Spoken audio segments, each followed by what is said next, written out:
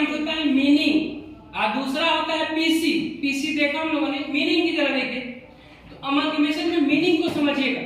Meaning की बात करें, सबसे पहला अमलगमेशन, फिर एब्जॉर्प्शन, फिर एक्सटर्नल रिकंस्ट्रक्शन। तो हम बात करते हैं आपका अमलगमेशन का।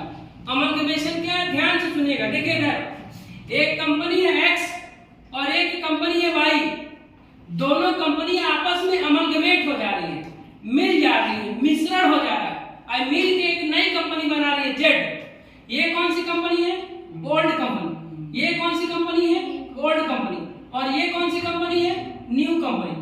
ये दोनों कंपनियां मिलकर एक नई कंपनी बना रही है। इसी एक्टिविटी को कहते हैं अमलगमेशन। तो अमलगमेशन की डेफिनेशन क्या लिखेंगे, डेफिनेशन लिखेंगे यही बात, अमलगमेशन मींस, अभी जो हुआ है लिखिए, अमलगमेशन मींस क्या, इसी बात को लिखिए, where two or more company are combined to make a new entity. New entity, देखिए दोनों कंपनियां कंबाइंड हो गई और कंबाइंड होकर क्या बना रही है, एक नई एंटिटी बना रही है। एक्स और वाई मिलकर क्या बना रही है, जेड बना रही है, एक नई एंटिटी बना रही है। इसी बात को कहते हैं अमलगमेशन। लेकिन जब इसकी अकाउंटिंग करते हैं तो दो मेथड से करते हैं। कौन सा मेथड, एक होता है मर्जर मेथड और एक होता है परचेज मेथड। कब मर्जर मेथड लगाते हैं, कब परचेज मेथड लगाते हैं।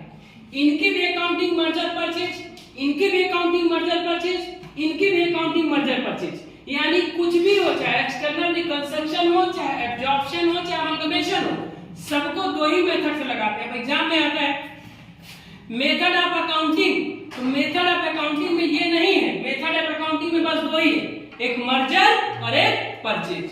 कब मर्जर लगता है, कब परचेज लिखता है, कंडीशन के ऊपर है। कंडीशन अभी हम पढ़वा देंगे कि मर्जर कब लगाते हैं, परचेज कब लगाते हैं। तो एक मर्जर है और एक परचेज है।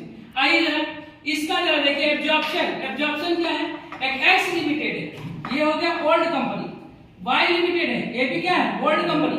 और फिर देखिए एक्स लिमिटेड, ये भी ओल्ड कंपनी थी लेकिन अभी क्या बोलेंगे इसको, न्यू कंपनी। अब इसका डेफिनेशन क्या लिखेंगे, यही absorption means when one company take over two another companies and old company, ये कंसीडर चल रहा है। इधर देखिए एक्स एक कंपनी और वाई एक कंपनी है। एक्स ने किसको ले लिया, वाई को। अब नाम क्या है, नाम बदल गया कि वही नाम है, वही नाम है। क्या नाम था, एक्स। एक्स इसका मतलब है कि वाई कंपनी को एक्स ने अपने में मिला लिया। नाम एक्स का और चल भी कौन रहा है, एक्स। तो इसे हम कहते हैं एब्जॉर्प्शन, मिला लेना आपस में। तो एक्स हो गया वाई, तो वाई कंपनी को एक्स ने ले लिया, तो ये हो गया आपका new company. Old company, old company है कौन सी कंपनी, न्यू कंपनी। आइए जरा एक्सटर्नल रिकंस्ट्रक्शन। एक्सटर्नल रिकंस्ट्रक्शन, पहले एक कंपनी थी जिसका नाम था एक्स लिमिटेड, इसको बोलेंगे ओल्ड कंपनी।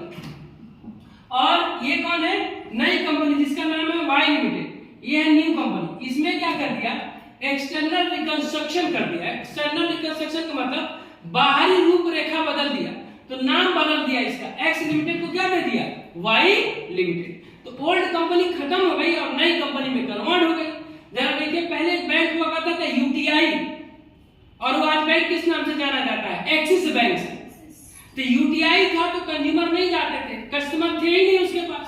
और जब एक्सिस बैंक हो गया, अपने नाम ही बदल दिया, तो पुरानी रूपरेखा को चेंज कर दिया और नाम बदल दिया। नाम क्या हो गया, एक्सिस बैंक। जो कर्मचारी यूटीआई के थे वो भी किसके कर्मचारी है, एक्सिस बैंक के। लेकिन मार्केट में नए नाम से जाना गया, हो सकता है उसका गुडविल खराब हो रहा हो, नई गुडविल से चलना चाहो तो अपना नाम ही बदल दिया।